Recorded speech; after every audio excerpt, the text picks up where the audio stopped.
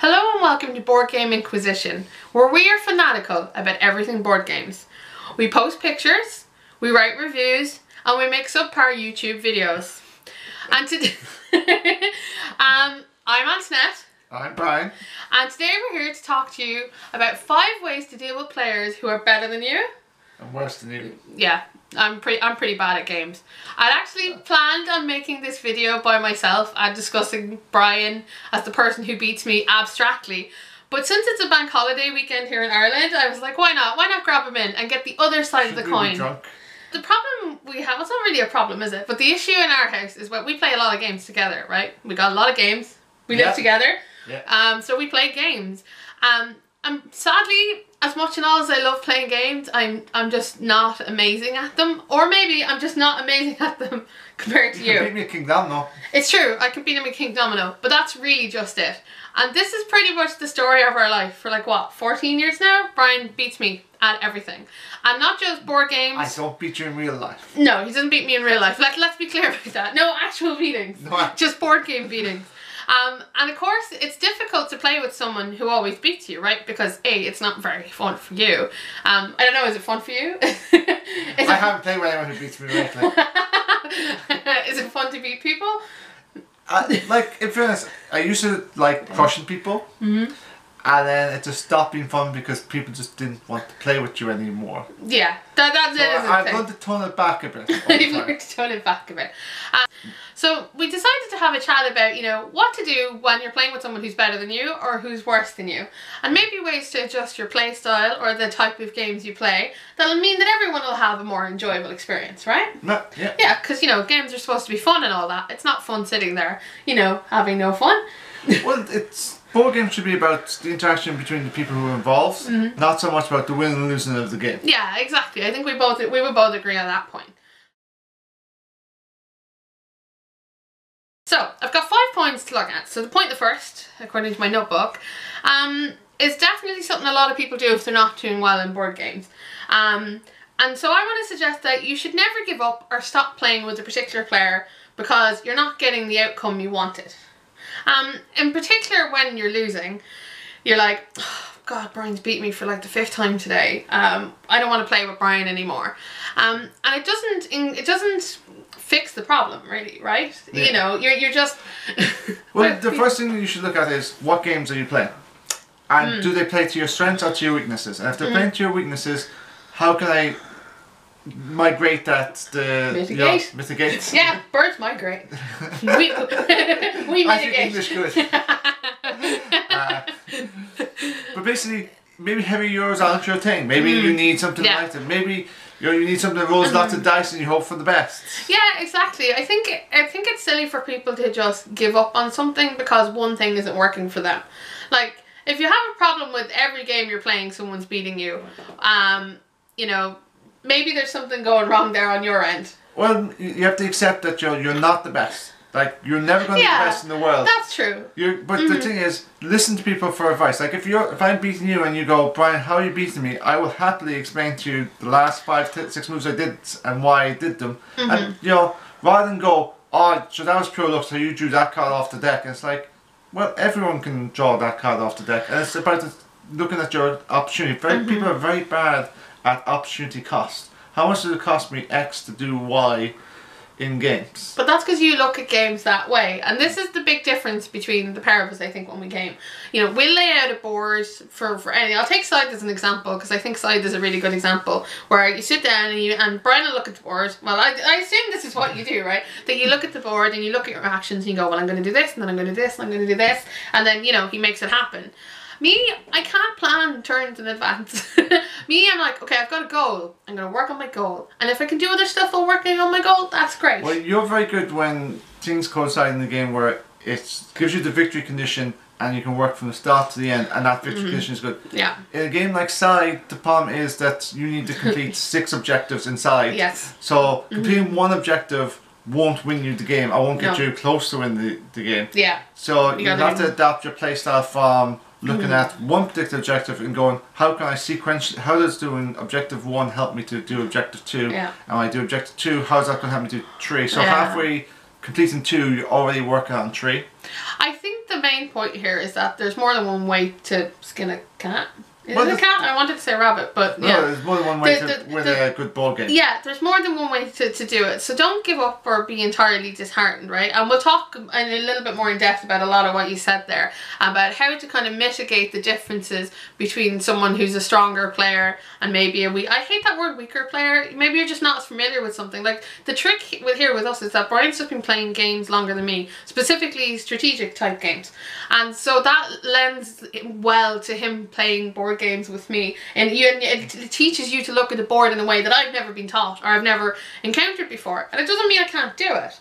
It just means I'm not there yet. I don't have that experience. Well, the difference is I'm very adaptable. I come from a war game background, so every turn you have to evaluate your turn because it's completely different each Yeah, I time. hate when you mess with my plans. I make a plan, I stick with my plan, you fucked with my plan, what do I do now? No, you mess with my plan, so I go to my backup plan, and then when you mess with my backup plan, then you go to the other plan, and then if that doesn't work out, you flip the table and you leave the room in half. So you can see there's a pretty big difference between it. So my point is though, don't give up. It may be bleak, but don't give up, right? So the second topic I suppose we want to talk about is how important is it to you to win in the first place, right? Are you playing the game to have fun? Are you playing the game to win? Now, I'd like to suggest, tentatively, that winning is more important to someone like me, who doesn't get to win very often, than it is to you. If you only focus on winning, then when you don't win at the end, it's a big disappointment. Where if you focus on getting things done and having a plan and sticking to it, you're going, well, I'll chat with the people around the table and enjoy myself. That's a better way to play board games as a social experiment than a just, I am purely going to win. So you care less about winning because it happens to you more often? In terms of winning is about 40-50% compared to what I enjoy. Okay, that's a fair assessment for sure. You know, winning is this kind of thing that it usually happens accidentally to me. I'm like, oh, that was awesome. I totally didn't plan that. But for sure, you know, playing the game is definitely the more important part, and especially when you're not winning. Now, there are certain games that lend themselves to this better than others. So, usually engine building games where you feel like, I'm doing my thing, and it doesn't really matter if you win or lose because you did something awesome. Like Dominion's a really good example of that. Or Terraforming Mars sometimes too. Well, you know, where I had it all set up. You feel like you've really participated, and it doesn't matter that you didn't win because you got to do the cool things. Those tend to be two types of games. One which don't have a victory point tracker as the game goes on. Yes. The victory point tracker is very minor to what the actual final score is because it allows you to give you the illusion that regardless of what the actual points will be at the end, you're still in the game. Yeah, exactly. No one likes to be nothing worse than being in a game and you're going, I'm 50 points behind. This game. That never happens to you. How dare you try and understand from my point of view? Because you have to understand how other people think, otherwise you can't beat them. Yeah. That's true. And it's important to understand that some people will just be better at analytics than you, and some people will just be better at just gut instinct. Like, I've given up a long time ago on playing anything with hex-based models with you. So, third point we haven't quite got to yet is but you mentioned it in the start, was playing to your strengths. So it's pretty much what we said almost a minute ago too. There's two things we're playing with your strengths, right? The first is, are you playing a game that you can ever be good at? There are some games which I will never ever want to play, like Twilight Imperium. Well, you're playing to your strengths as in play the games that suits you. Yeah. So if you're playing, like for instance, if you're playing to win that game, and you don't win that game, that's 8 hours, and you will be very, very bitter at the end of the day. But if you play a game like Century Spice World, which takes 30 minutes, at the end of the game, if you lose, who cares? We'll play another game and maybe I'll win this game. Okay, so so you think the length of a game has a lot to do with how enjoyable it is? The longer the game is, the more important winning will become to people. That's an interesting thought. Do people agree with that? The more time you've invested into it, the worse you feel afterwards if you don't win? It's a more personal investment. Like, for instance, like if you played any of these top ones, they're all nice and they're all lovely and short games. But you play any of those, they take less than an hour. If you lose, you can go, well, I'll play another game straight away. And playing more and more of the same game over and over again makes you better at it. Now, I personally don't like games that are the same every time, but I prefer games that have variable setup. So play with games that allow you to A, learn how to play the game, and B, don't give you that bitter experience at the end of it. And Just Okay, so what I thought we were going to talk about here was playing to your strengths, is the fact that there are some games that I can beat Brian at. Now, there are few and far between. I somehow managed it in Lords of Waterdeep. I'm really proud of that because that's not something I normally do. But King Domino arrived in our house on Friday and Brian cannot win, and it's hilarious. And now, I don't think this is a particularly strong example of a case where I have a game I can win at and you have a game you can win at. And, you know, if we're going to play your games all the time, we should at least play mine once in a while to kind of... I'm happy playing. I think it's just a reminder that just because you can't win in a particular game, it doesn't make you a bad player. It just means this game may not be playing to your strength. You know, you want to play something that you feel comfortable at, or that you feel you have a decent chance at. If the game isn't suited to you, then you have two options. One is it enjoyable for me to play from start to finish? Yeah, that's a good point. Do I just get frustrated at this game and don't understand? And don't be afraid to ask your opponent, how are they beating you? Yeah. Learn from others. When you ask them, listen to them. Don't just go, oh, that didn't work. That's not. No, I couldn't have done that. You just got lucky in that turn. Well then, I don't think those type of people are the ones asking you for help. So for instance, I'll take one of the better examples is when we used to war game together. I'm terrible at that kind of thing. I couldn't plan ahead turns, and I wasn't sure what I was doing. And what we did was, I picked the same army and I picked the same list, and we sat down and I played it over and over again with Brian telling me how to play it till I could understand it. And it took a lot of effort, but I did get there, right? And I may not be able to play, you know, with everything. Yeah, go Revan. God, that was a long time ago now. But I may not be able to play with everything, but it gave me enough tools to be like, I can do this and I can do this well, and I could beat. And of course, the test was, you know, can I beat Brian with it? And I think you can do this with a lot of games. So you know, especially when you look at a board and you're not sure what to do, why not ask the person who's doing well, what would you do here and why would you do that? And it might just give you a different approach to the board. Because I definitely think you and I think differently when we look at games. I think Five Tribes is a really good example actually of that, where you have groups of little guys around the board and you have to gather them together by colours essentially. Yeah. So in my head I look at them all and I'm like, I need to clear off a tile to put all the guys there and get my points.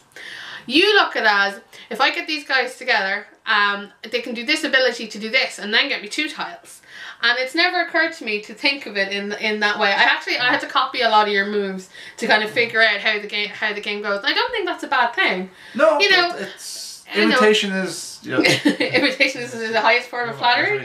Yeah, maybe, but I also think it's good for players who are better to help those who aren't as kind of up to speed with them. What's that like for you? Do you feel like you have to talk down to players? The problem is there's two types of people you talk to. There are people who generally ask you the question, and then there are people who just want to hear your answer and then complain about your answer. Oh, okay. So not everyone is open to the teaching. Yeah, so they're just there to go, nah. But how do you tell other players how to do things without coming off as a, you know, as a condescending person? Listen, you'll come off as an asshole. You will come off as a quarterback. It's like, I want to play my own game, and that's fine. If someone wants to play their own game and they enjoy it, I don't mind. But when you're sitting there and watching them get more and more frustrated and going, well, I do this move, and it's like, you've done that move 4 times. It hasn't helped you either time. Maybe you should try something else. I don't know, I suppose I'm going to give you your credit. I don't think you come across as horribly condescending or anything like that. You generally come across that you want to help, but you're overly helpful. So I know I pick on you for that. Well, mostly I call you out in it, but I think a lot of the times it feels like you're just trying to have the game at like an equivalent level sometimes. Yeah, because if it's obvious someone's struggling, you know, obviously most people will go, maybe we should help them out. But in board games it seems to be a problem though when you do that. People kind of want to sit and stew in the struggle on their own rather than get help. But it isn't even people like, analysis paralysis happens to everybody. Yeah, of course. Yeah. But what some people get stuck on is, I had this plan. Yeah. The plan was applicable on turn 1. We're now on turn 20, and I still haven't got my guys to the first flag. It's classic Robo Rally. So the last point on my list is number 5 is, what are your expectations? So when you sit down to play a game, are you planning that you're going to win? Are you and this is just from the loser's point of view, by the way. Well, you know, so if I sat down expecting myself to win at every game and then not win, obviously you're going to be more disappointed than if you went in going, I want to enjoy myself, and the win was a surprise. there's actually 3 different ways you can play a game. One is I'm going to play the game and I know I'm going to get crushed, which means that from the first second that you draw a card, it's like everything is going to go wrong for me. Right. Right? And now, you can ask anyone who plays against me, I roll bad dice. Yeah, it's true. It makes it worse that you roll bad dice. Brian's the guy who'll roll on the 1s and you'll roll all the 6s and he'll still beat you. It's completely unfair. But I don't go into a game where we roll dice and go, I can't play this because I don't know how to roll dice. No. I don't know how to roll dice. I don't know how to draw cards. I'm missing this skill of rolling dice. My opponent is going to just get better things to me. If you go into that, you may as well don't bother playing. Yeah. Don't go in with the negative attitude, right? Well, it's not even going to a negative attitude. It's going in with the expectation that this is not going to be an enjoyable experience for you. Like, for instance, if you don't like... But if you go in expecting not to win, is that going in with the attitude that you're not going to enjoy it? That's not a different... That's the second type of attitude. You can go in, I'm going to go and enjoy this game. And in this game, I may not win, but I will get my car from one end of the track... I will build my city. I will build my map. And exactly. There's an opposite to that though. If you go in with that attitude, then you may not make the experience enjoyable for other players. Like, does you doing your own thing, does that affect the person to your left more? You know, and don't ever get into a situation where it's just, I'm going to help X win this game. I don't want Brian to win this game, but I'm going to make another person win the game. I'm going to just pick on Brian the entire game, regardless of whether someone else is doing it. But that's what we always do. We have to pick on you. Someone has to pick on you to level the playing field. Well, the thing is, it's really fun. You could just gang up on your good player as a team. Get everyone else together, just gang up at him. Yeah, there's a couple of good stories like that. But when you do gang up on a player, understand that are you ganging up on the player so that he loses? Yeah. And is someone in your gang going, well, I'm going to take advantage of the fact we're all ganging up on him. Yeah, and become powerful themselves. And you have to play with the experience, like when you play board games, it should be about the experience of enjoying the board game. I suppose the important thing for me is that games take time and practice. You're not going to be brilliant at something straight off the bat. And you're silly if you expect it. It's like, okay, shut up. Okay, he's great at all this stuff. If I went to learn to play golf in the morning and I was like, right, I'm going to go straight out and play golf, and I've never played golf before, you wouldn't expect to suddenly be able to hit a hole in one. I don't think you should be able to expect that with board games either. Now, admittedly, there are a lot of transferable skills in board games from one game to another. But when you open something new or you go around to a friend's house and you play something different, you don't expect to win at it. I think people do have a tendency to go into games thinking straight off the bat that they could, be victorious. Well, what a lot of problem people have is that they go into a game and they think, oh, I've played this game before. This is a deck builder. Yes. So all I'm going to do is I'm going to take my skill from the game where I'm just going to draw cards and I'm going to win the game because I draw lots of cards. And there are games where that will be transferable. And then there'll be others where, you drew lots of cards but you didn't do anything. Yeah. So, like, just because you're good at deck builders does not mean you're good at every deck builder. That's true, but there are skills there that move across from one to the other. When you've seen one deck builder, you're at least familiar with the others. It would be very strange if you played one Euro game and then it wasn't. You couldn't kind of learn something from it. Yeah, the important thing is to learn what skills you learn and what skills are applicable to this game. Yes, actually, yes, that's very intelligent thought. So, like, learning what skills you can transfer will make a game better for you to play. I suppose actually, judging what the game's core mechanics are about is going to help you too in the same sense. The hardest thing for people to understand is everything has a thing called opportunity costs, and it's a term from economics, which means when I buy something, what do I give up for that something? Yeah, exactly. So if I buy a camera, that means I can't buy a laptop. So, like, Five Tribes was a great example of a game that's all about opportunity costs. Like, we love Five Tribes today, don't we? It's a new hotness. Yeah, it's a new hotness. Only 6 years too late. Yeah. But like in Five Tribes, there are 5 competing tribes, and each one of them has their strengths and their weaknesses. Like the yellows are just pure victory points at the end of the game. They don't do anything else other than give you victory points. So do I take them early and have some victory points in the bank, or do I give myself that gives me a bit more flexibility? Like, do I take the builders who allow me to put more buildings onto my board, or do I go for the gins? It's all about what do I get now, about what do I get later. Yeah. So it's about transferring your skills along, I think, from different games, and so that. And also learn what skills are applicable. Like, it's that. It takes time to get better at games, and the more you play, the more transferable skills you'll have to bring to further games. And not all games are similar, but identical, but they will be similar. Yeah. Well, the idea is that I think. Could you said yes? Yes, I agree. Go on. At the end of the day, the best way to get better at board games is to play more games. Is play more board games and to enjoy the experience. The more you spend time complaining about the experience, the less you're going to be better at it. The more you're going to just go, well, this board game isn't for me, I'm going to go on to something else. Yeah. So from you as the winner, it's like less whining. Look, if you have to learn three things that you have to learn. Yeah, but this whole video was about 5 things. Okay, 5! I did 5. We discussed the 5 things. 5 things that everyone who feels that they're not winning, if you feel that you're not winning at board games, 5 things you can do better. 1 is understand why you lost. Yeah, 2 that's is true. Understand why he won. Or she won. Yeah. Let's not be sexist about this. Yeah, I know, yeah. And I don't just lose because I'm a girl either. I lose because I don't have the years of experience under my belt. 3 is to understand that luck is not always the reason that you lost. Well, to accept it, you mean. To accept it.